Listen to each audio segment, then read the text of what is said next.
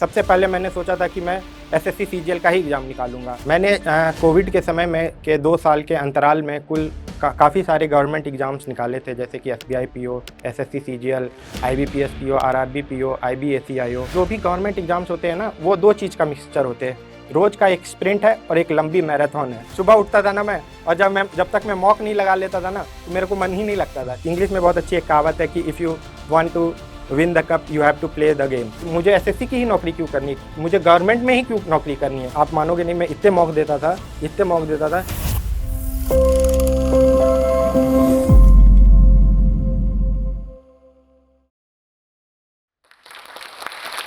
मेरा नाम प्रसून है और मैं फ़िलहाल ministry of electronics and IT में as an assistant section officer work करता हूँ। मैं बिहार के मधेपुरा ज़िले से आता हूँ।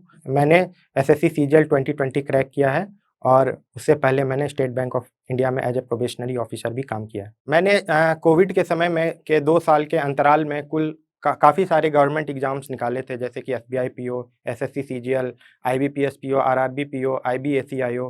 तो इन 2 साल के अंतराल में, जो कि कोविड का समय चल रहा था, तो उसमें मैंने काफ़ी सारे एग्ज़ाम्स निकाले हैं और ये सारे वन डे कॉम्पिटिटिव एग्ज़ाम्स हैं। तो आज मैं आपको एक नो नॉनसेंस ऐसा प्रैक्टिकल मेथड बताने वाला हूँ, जिससे आप अपनी तैयारी में अपनी जो जर्नी है एग्ज़ाम की, उसमें आप इसको इनकलकेट कर सकते हैं या फिर इससे कुछ सीख सकते हैं, ताकि आपकी जर्नी एक स्मूथ हो। तो चलिए शुरू करते हैं इसी बात पे। कोई भी गवर्नमेंट एग्ज़ाम होता है ना, उसमें 2 पार्ट होता है, एक सब्जेक्टिव पार्ट होता है और एक ऑब्जेक्टिव पार्ट होता है। सब्जेक्टिव पार्ट का अर्थ ये है कि आप किस तरह के इंसान हैं, आप जैसे कि यदि आपको कोई एग्ज़ाम निकालना है, तो सबसे पहले आपको उस माइंड स्पेस में जाना पड़ेगा कि आप एग्ज़ाम निकालने के लिए, इंग्लिश में बहुत अच्छी एक कहावत है कि if you want to win the cup you have to play the game. तो उस वो हमेशा ध्यान रखिए, आप ये एग्ज़ाम की तैयारी शुरू कर रहे हैं तो आपको पढ़ाई करनी पड़ेगी, ये तो सबसे बेसिक चीज़ है। तो वो एक माइंड स्पेस बना लीजिए कि हाँ, मैं एसबीआई का एग्ज़ाम देने वाला हूँ या फिर एसएससी का एग्ज़ाम देने वाला हूँ, तो मुझे पढ़ाई करनी पड़ेगी। तो सबसे बेसिक चीज़ है, आप बिना पढ़ाई किए, बिना मेहनत किए कोई सा भी एग्ज़ाम नहीं निकाल सकते। चाहे आप कितना ही स्मार्ट हो, कितने ही टैलेंटेड हो, कितने ही अच्छे आपके बैकग्राउंड हो, बट ये जनरल कॉम्पिटिटिव एग्ज़ाम्स जो होते हैं, इसमें आपको मेहनत तो 100% लगेगी। तो जैसे कि मैं अपना बताऊँ, तो सबसे पहले मैंने सोचा था कि मैं एसएससी सीजीएल का ही एग्ज़ाम निकालूँगा।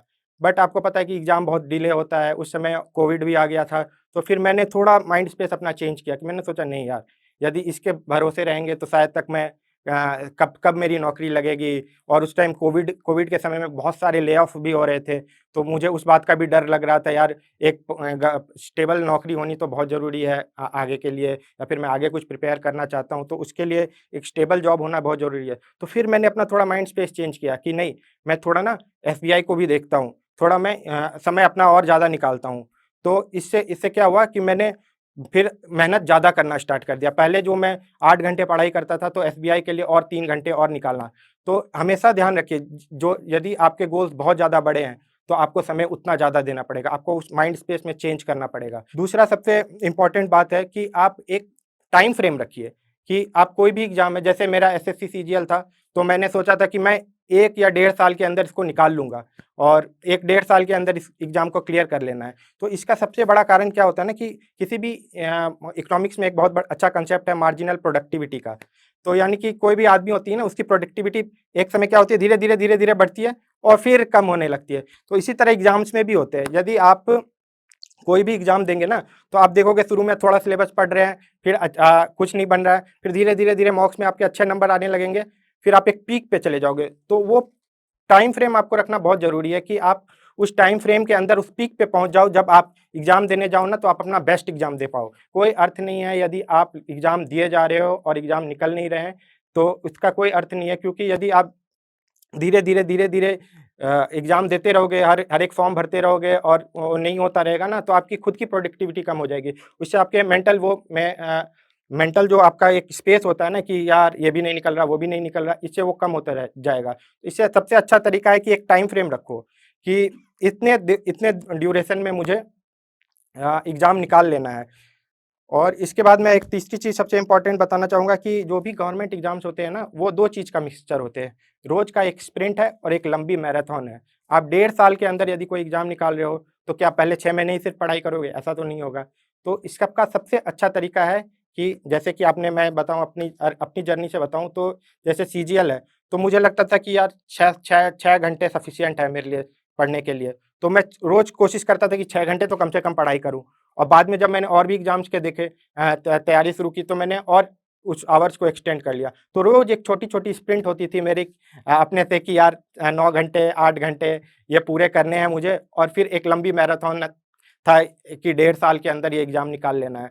तो ये चीज़ हमेशा ध्यान रखो कि रोज़ रोज़ थोड़ा-थोड़ा पढ़ना है और लंबे समय तक पढ़ना है। तो ये कंसिस्टेंसी जो है ना, वो कंसिस्टेंसी आपको मेंटेन करनी है।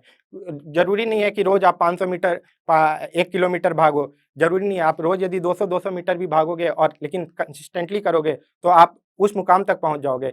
हमेशा ध्यान रखना है कि आपको आपका टारगेट क्या है? आपका टारगेट एग्ज़ाम निकालना है, आपको समय व्यर्थ नहीं करना है। आप उस समय को यूटिलाइज़ करो बीच में, जो भी मिल रहा है, रोज़ पढ़ाई करो। इससे क्या होता है ना कि माइंड जैसे मैं अपना स्टोरी बताऊँ तो सुबह उठता था ना मैं और जब तक मैं मॉक नहीं लगा लेता था ना, तो मेरे को मन ही नहीं लगता था कि यार अभी तक तो एक भी मॉक नहीं लगाए। फिर जब मॉक लगाता था और उसके बाद कुछ ब्रेकफ़ास्ट, चाय वगैरह कुछ करता था, तो फिर मेरे दिमाग में चलते रहता था, यार वो वहाँ अच्छा हो सकता था, ये यहाँ अच्छा हो सकता है। तो वो जो छोटा-छोटा जो दिन का आपका जो एक विन होता है, जो हर दिन आप जो जीतते हो ना, उससे एक लंबा अंतराल में जो एक खुशी मिलती है ना, वो आपको एक डोपामाइन की तरह होती है कि यार आज फिर जीता, कल फिर जीतूँगा या फिर परसों फिर कम आए, क्यों कम आए? तो ये एक पूरा एक छोटा स्प्रिंट का कॉम्बिनेशन है जो कि लंबा मैराथन बन जाता है। चौथा सबसे इम्पोर्टेंट सब्जेक्टिव चीज़ है कि आप अपने कॉपी या कलम जो भी है, उसमें ये हमेशा लिख के रखो कि मुझे ये जॉब क्यों चाहिए? मुझे ये नौकरी क्यों करनी है? और इसके दोनों कारण लिखो। आपके पर्सनल रीज़न्स भी लिखो और प्रोफ़ेशनल रीज़न्स भी लिखो। पर्सनल रीज़न्स लिखो जैसे कि आपको मान लीजिए मुझे पैसे कमाने हैं, मुझे अपने माता-पिता को खुश करना है, आपको मुझे ये चीज़ें खरीदनी है। इसमें कोई शर्म की बात नहीं है कि हर कोई पैसा कमाने के लिए ही नौकरी कर रहा है। तो वो लिखो अपने आप उससे उससे क्या होगा ना आपको मोटिवेशन मिलेगा कि हाँ, मैं एक समय पे इतना कमाना चाहता हूँ या फिर मैं ये करना चाहता हूँ। और उसके साथ-साथ ना प्रोफ़ेशनल रीज़न भी लिखो कि एसईसी की ही नौकरी क्यों करनी है? मुझे एसएससी की ही नौकरी क्यों करनी है? मुझे गवर्नमेंट में ही क्यों नौकरी करनी है? क्या मुझे गवर्नमेंट में जाके लोगों की मदद करनी है? जो भी आपके पर्सनल और प्रोफ़ेशनल जो भी रीज़न्स हैं ना, वो सारे लिखो। इससे क्या होता है ना कि आप किसी दिन खोल के देखोगे ना, अच्छा मुझे ये इसलिए मुझे ये चाहिए, मुझे ये चाहिए। तो इससे ना आपका माइंड हमेशा ये रहता है, ऑक्यूपाइड रहेगा कि हाँ, मैं कि अब यदि ये खुद को नहीं बताओगे ना कि मुझे क्यों नौकरी चाहिए या फिर किस लिए चाहिए, तो आपका मोटिवेशन धीरे-धीरे कम होते रहेगा। क्योंकि ये छोटा ये नहीं है, आपको रोज़ पढ़ाई करना है, रोज़ जीतना है और फिर लास्ट में एक दिन सबसे लड़ के जीतना है। तो इसलिए आप सबसे पहले आप खुद रोज़ जीतो, वो सबसे इम्पोर्टेंट होता है, तो उसके लिए ये चीज़ें बहुत काम आती है। आप हमेशा अपने डायरी में लिख के रखो, अपने प्रोफ़ेशनल और अपने पर्सनल रीज़न्स क्यों आपको एग्ज़ाम देना है, क्यों आपको ये एक जॉब चाहिए? जैसे मैं अपना बताऊँ तो मुझे एक स्टेबल जॉब चाहिए था, मुझे दिल्ली आके आगे की पढ़ाई करनी थी। तो मैंने हमेशा लिखा था कि मुझे एएसओ ही चाहिए, मैं कहीं और कोई और फ़ील्ड वर्क नहीं करना है क्योंकि मैं उससे समय निकाल के थोड़ा और आगे पढ़ना चाहता हूँ या फिर और कुछ करना चाहता हूँ। तो वो माइंड में हमेशा क्लैरिटी रखो कि किस लिए कोई काम कर रहे हैं, क्यों इससे उधेड़-बुन नहीं रहेगा। तो ये 4 जो मैंने बताई ये सब्जेक्टिव रीज़न्स है और ये सब किसी के लिए अलग-अलग हो सकता है। कोई कोई दिन में 6 घंटे पढ़ सकता है, कोई दिन के 2 घंटे में ही उतना काम कर ले सकता है। तो ये आप अपना एक सब्जेक्टिव जो रीज़न है इनको क्लियर रखो, अपने ऊपर रखो, अपने डायरी में लिख के रखो मैं ये करना है, मुझे इतने समय में करना है, मुझे ये एग्ज़ाम्स निकालने हैं और इस कंसिस्टेंसी से निकालना है। तो आप देखोगे ना कि आपकी जो सबसे मेन जो उधेड़-बुन होता है ना वो क्लियर रहेगा। उसके बाद जब आप पढ़ाई करने बैठोगे ना, तो आपको बहुत क्लैरिटी रहेगा और आपका सारा फ़ोकस उस सब्जेक्ट मटेरियल पे रहेगा और क्या सब्जेक्ट पे रहेगा, क्या पढ़ना है, कैसे पढ़ना है, क्यों पढ़ना है, कहाँ से पढ़ना है, तो सारा दिमाग इन चीज़ों पे फ़ोकस रहेगा। यदि आप इन सब्जेक्टिव चीज़ों को पहले आप क्लियर नहीं कर पाओगे ना, तो ऑब्जेक्टिव चीज़ें कभी नहीं हो पाएँगी। क्योंकि आप देखते होंगे कि हमेशा सक्सेसफुल लोग जो होते हैं, वो एक ही तरह के कपड़े पहनते हैं, क्योंकि उनके पास उतना समय ही नहीं है। तो यदि आप रोज़ इसी चीज़ों पे समय व्यर्थ करोगे कि मुझे कौन-सा एग्ज़ाम देना चाहिए, इस समय में इतना समय ठीक रहेगा कि नहीं, नहीं, इन चीज़ों को पहले क्लियर कर लो। प्रिपेयर करने से पहले ये सब चीज़ें क्लियर कर लो, उसके बाद फिर आप ऑब्जेक्टिव चीज़ें पे आओ। सबसे पहले किसी भी एग्ज़ाम का प्रीवियस ईयर पेपर निकालो और उसमें चेक करो कि मुझे क्या-क्या आता है, क्या-क्या मेरा वीक पॉइंट्स है, क्या-क्या मुझे सीखना होगा, क्या-क्या मुझे कोचिंग लेके पढ़ना पड़ेगा, क्या-क्या मैं खुद से पढ़ सकता हूँ। तो सबसे पहले एक ऑब्जेक्टिव क्लैरिटी रखो उस चीज़ में कि मुझे क्या-क्या करना है। जैसे मैं अपना बताऊँ, मैं मैं मैथ्स बैकग्राउंड से आता हूँ, तो मुझे पता था कि मुझे जीके में बहुत ज़्यादा मेहनत करनी पड़ेगी, क्योंकि मैंने जब पहला मॉक टेस्ट को निकाल के दिया था, उस समय 50 नंबर का जीके आता था, तो मुझे 4 नंबर आए थे। तो मेरे को उस समय समझ में आ गया था, यदि मैं मैथ्स में कितना भी नंबर स्कोर कर लूँ, यदि मैं जीके में अच्छे नंबर नहीं लाऊँगा, तो मेरी रैंक अच्छी नहीं आएगी। तो मैंने शुरू से ही थोड़ा ज़्यादा समय जीके को दिया था। उसी तरह आप अपनी एक क्लैरिटी रखो। किसी लोगों को, कुछ लोग हिंदी बैकग्राउंड से आते हैं, तो उनको इंग्लिश की दिक्कत ज़्यादा रहती है, तो उन्हें इंग्लिश में ज़्यादा समय देना पड़ेगा।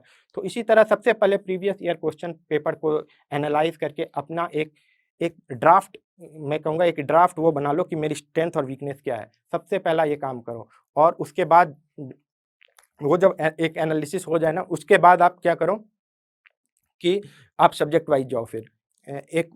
हमेशा मेरा मंत्र रहता था जीके जीके की प्रिपरेशन करते वक़्त कि whatever happens, happens for a reason.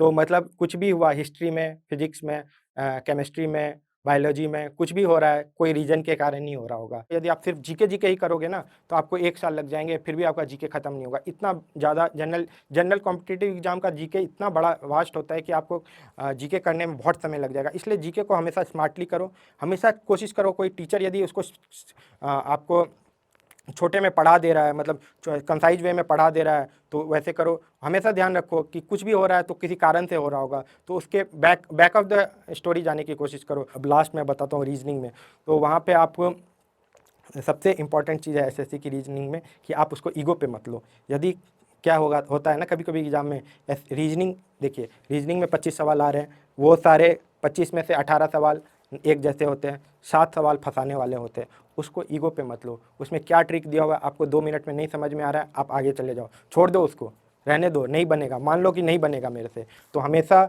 जो रीज़निंग होता है ना, उसको आप ऐसे रखो कि एक बार घुसना है, जितना बनता है सब बना के निकल जाना है, बाकी उसके बाद कुछ नहीं करना है। और लास्ट में मैं एक चीज़ और बताना चाहूँगा आपको मॉक्स के बारे में। तो कोई भी कॉम्पिटिटिव एग्ज़ाम्स के लिए मॉक्स बहुत ही इम्पोर्टेंट है। वो आपका एक सिमुलेटर है, जैसे कि आप एग्ज़ाम में जाओगे तो कैसा एक माहौल होगा, तो वही है मॉक। मॉक देना बहुत इम्पोर्टेंट है। वो एक कहावत है ना, more you sweat in practice less you bleed in battlefield. तो जितना ज़्यादा आप वो क्या कहते हैं मॉक्स प्रैक्टिस करके जाओगे ना, उतना ही आप एग्ज़ाम में आप कंफर्टेबल रहोगे। मैं तो आप मानोगे नहीं, मैं इतने मॉक देता था, तो मेरा एक वो रहता था कि यार 10वें मिनट पे मेरे को 12वें क्वेश्चन पे पहुँच जाना है मैथ्स के। हमेशा मैं और कोशिश करता था कि हमेशा 10वें मिनट पे 12वें क्वेश्चन पे पहुँच जाऊँ, चाहे क्वेश्चन कैसा भी हो, 12वें क्वेश्चन पे पहुँच जाना है। चाहे नहीं आ रहा है तो छोड़ के पहुँच जाना है, यदि आ रहा है तो बना के पहुँच जाना है। तो वो एक तो उससे क्या होगा ना कि आप एक छोटा-छोटा कॉन्फिडेंस बिल्ड होता है मॉक देने से, और बहुत ही इम्पोर्टेंट होता है। जैसे मान लो आपको आदत है बहुत सारे मॉक्स दे के आए, आपको पता है कि अभी मैंने जो 18 सवाल बनाए हैं उसमें से 17 आसान सवाल थे, और मैंने बना लिए हैं ये सवाल, 17 सवाल सिर्फ 10 मिनट में बना लिए हैं। तो आपको कितना कॉन्फिडेंस आएगा कि आपके पास 15 मिनट का समय बचा हुआ है और आपको 8 ही सवाल और बनाने हैं। तो वो सारी चीज़ें आपको मॉक से ही आएँगी। आप कितना समय जीके में दे रहे हो, जीके में तो 25 सवाल हैं और आप उसको 5 मिनट में बना ले रहे हो। तो ये आपको आइडिया रहेगा मॉक देते-देते कि हाँ, जीके के लिए मेरे को 5 ही मिनट बचाना है। या फिर आपको इंग्लिश में 12 मिनट लगते हैं, तो आपको इंग्लिश में के लिए 12 मिनट ही बचाना है। तो ये सब चीज़ है ना, वो आपको मॉक से ही आएगा, और आप मॉक्स भर के दो। शाई मत बनो, मॉक्स जहाँ कितने कम नंबर आ रहे हैं, कैसे आ रहे हैं, मॉक्स दो, जम के दो, उसमें परसेंटाइल चेक करो मैं कहाँ हूँ, और खुद से कॉम्पिटिशन रखो कि कल मुझे और ऊपर करना है। मैं इस प्लेटफ़ॉर्म का मॉक दे रहा हूँ, यहाँ आसान मॉक्स आते हैं, कल एक समय के बाद इससे और टफ प्लेटफ़ॉर्म पे जाके मॉक्स देना है। तो हमेशा मॉक्स दो, मॉक्स जितना ज़्यादा दोगे उतना ज़्यादा बेनिफिशियल होगा। मैं आपको बता सकता हूँ कि मैंने कम से कम 200 मॉक्स दिए होंगे एसएससी के, और बैंक के भी कम से कम 60-70 मॉक्स दिए होंगे, और बैंक के मॉक तो 3-3 घंटे के होते थे और बहुत लेंदी होते थे। पर मैंने एग्ज़ाम से पहले ही 8-10 मॉक दे के जाता था कि मेरे को भाई मॉक्स तो देने हैं। वहाँ पे कुछ भी हो, यही चीज़ मेरे को मदद करने वाली है कि मैं किस जगह कि कितना समय किस चीज़ में लगेगा, कौन-सा सब कुछ स्ट्रैटेजी करके जाओ अपने। मेरे को मैथ्स पहले बनाना है, इंग्लिश पहले बनानी है, जीके पहले देखना है, किसमें कितना समय देना, सब सब कुछ एकदम टूथ एंड नेल लिख के रखो। तो हर एक चीज़ टूथ एंड नेल लिख के रखो, मतलब कुछ भी वहाँ ऐसा सरप्राइज़ नहीं होना चाहिए। और यदि आपने सब कुछ सर आपको और आपके पास कुछ ऐसा सरप्राइज़ आए तो उसको आप हैंडल कर पाओ, क्योंकि आपने देखा है कि मैंने इतने सारी चीज़ पहले कर ली हैं, अब मेरे को बस इसके लिए ही समय चाहिए। तो बस हमेशा मॉक्स बहुत दो, मॉक्स ही आपके सेवियर होते हैं इन जनरल एग्ज़ाम्स में, और कॉम्पिटिटिव एग्ज़ाम्स में मॉक्स आपको बहुत मदद करेंगे। तो हमेशा मॉक्स दे के जाओ बहुत सारे। तो यहाँ पे मैं जोश टॉक्स का बहुत-बहुत धन्यवाद करना चाहूँगा, जिन्होंने मेरी जर्नी को एक प्लेटफ़ॉर्म दिया और मुझे एक मौका दिया बताने के लिए। तो जोश टॉक्स को बहुत-बहुत धन्यवाद, और मैं होप करता हूँ कि आप लोग भी मेरे इस जर्नी से कुछ सीखे हैं। मैंने जो भी टिप्स दिया उनको आप अपने प्रिपरेशन के फ़ेज़ में तैयारी के फ़ेज़ में आप उसको इनकलकेट करेंगे। तो best of luck to everyone for your exams, and thank you Josh talks.